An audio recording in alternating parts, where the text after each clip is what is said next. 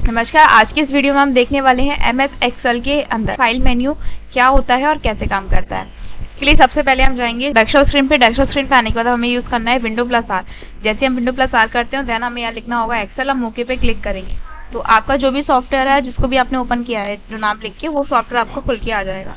अब जैसे हमारी फाइल यहाँ पे आ चुकी है, अब आपको ऊपर दिख रहा होगा सबसे पहली रो हमारी टाइटल थी।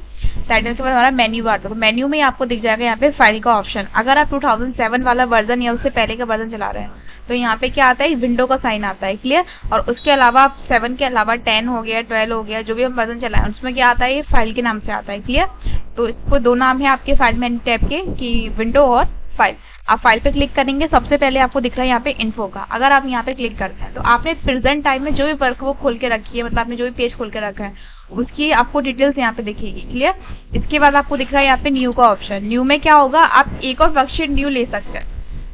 जैसे मानिए हमारे पास एक ये वर्कशीट है, आप देख सकते हैं नीचे हमारे पास दो वर्कशीट है, बुक 1 बुक 2। अगर हम फाइल पे जाके न्यू पे जाएं और एक ब्लैंक वर्कबुक पे हम क्लिक कर दें तो देखिए यहाँ पे कितनी वर्कबुक हो गई, हमारे पास 3 हो गई। यानी कि यहाँ पे हम क्या कर सकते हैं, न्यू से एक नया विंडो ले सकते हैं। इसके अलावा हमारा अगला ऑप्शन है इसके अंदर ओपन।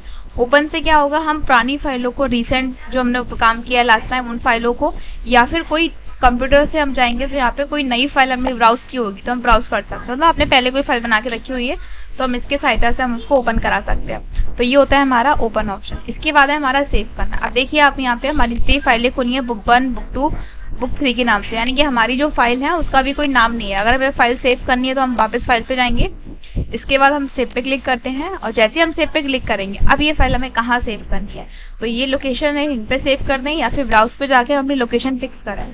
तो फिलहाल अभी हम जाते हैं डेस्कटॉप पे। डेस्कटॉप पे मैंने क्लिक किया और अभी हम फाइल को यहाँ पे डाल देते हैं। तो इसको हमने दे दिया फाइल टैब डैश करके एक्सेल। ये हमने एक फाइल का नाम दे दिया। क्लियर। जैसे हम इसको ओके करेंगे अब आप देख सकते हैं ऊपर यहाँ पे क्या आ रहा है, फाइल टैब जो हमने नाम दिया था वो नाम यहाँ शो हो रहा है और नीचे भी आप देख सकते हैं बुक के बजाय अब क्या आ रहा है, आपकी फाइल का नाम आ रहा है। तो इस तरीके से हम एक्सेल के अंदर किसी भी चीज को हम सेव कर सकते हैं। और जैसे आपने देखा कि हमने फाइल कैसे सेव की, अब हमें इसको एक बार और सेव करना है नाम चेंज करके या कुछ भी हमें करेक्शन करके। तो आप देखिए दोबारा सेव पे क्लिक करेंगे तो अब ये ऑप्शन नहीं खुल रहा, सेव हो जाएगा, अपडेट हो जाएगा, बट ये फाइल दोबारा सेव नहीं हो सकती। और आपको यही फाइल कम से कम 8 बार सेव करनी है अलग अलग नामों से।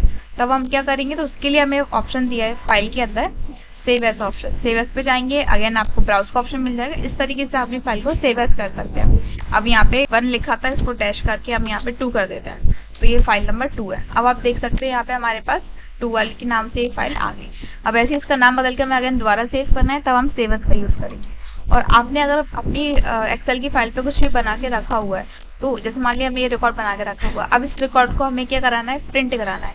तो उस कंडीशन में हम क्या करेंगे, फाइल पे जाएंगे, प्रिंट पे हम क्लिक करेंगे और आपको ये प्रीव्यू दिख जाएगा। यहाँ पे ये कुछ प्रीव्यू टाइप से आ रहा है। क्लियर। और अगेन आपको जब भी प्रिंट निकालना हो तब आप इसी सेटिंग का इस्तेमाल करते हैं। जैसे कितनी कॉपी हमें निकालनी है इस पेपर की, जो हम अभी सिलेक्ट है हमारे पास, कौन से प्रिंटर से निकालनी है, प्रिंटर हम यहाँ सिलेक्ट करते हैं और पीडीएफ बना रहा है तब भी हम इसका यूज करते हैं। क्लियर।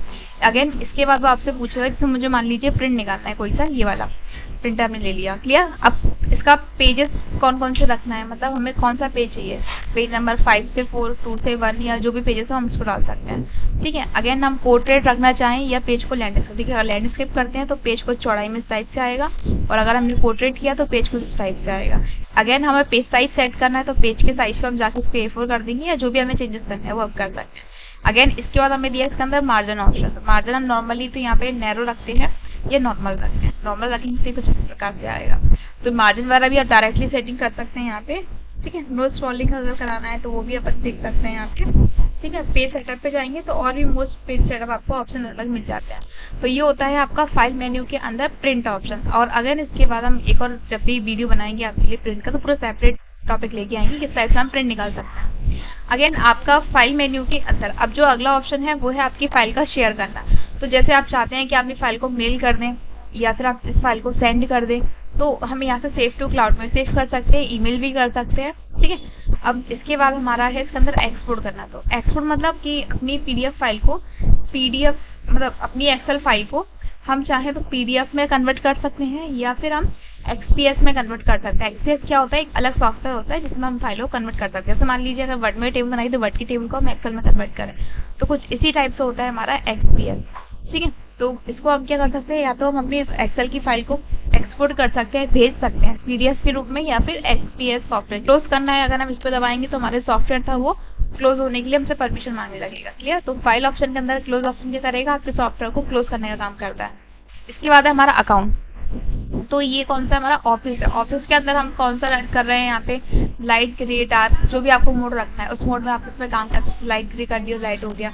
अगर डार्क ग्रे कर दो, देखिए हमें डार्क ग्रे आपको दिख रहा है, और अगर हम व्हाइट कर देंगे तो व्हाइट में हमें ये दिख रहा है। क्लियर? साइन इन करना है, साइन इन कर सकते हैं। 2013 वाला भी हम वर्जन यूज कर रहे हैं, और उसके जितने भी यहाँ पे अभी अलग अलग ऑप्शन दिए हैं, जितने भी सॉफ्टवेयर का पैकेज ग्रुप है यहाँ पे आपको दिया गया है। ठीक है?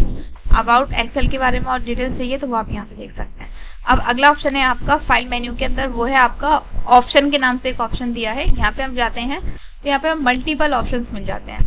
इसमें जैसे हम आप बोल सकते हैं कि लैंग्वेज का सेट कर सकते हैं, मीटर पैरामीटर अलग अलग तरह के हम इसमें चेंजेस कर सकते हैं। इसके ऊपर हम अलग से पूरा एक पार्ट तैयार करेंगे, बट आज की वीडियो में इतना ही। फाइल मेन्यू में जितने भी हमने टूल्स पढ़े हैं आप उनकी एक बार प्रैक्टिस करके देखना, बाकी की वीडियो हम नेक्स्ट पार्ट में कवर करेंगे।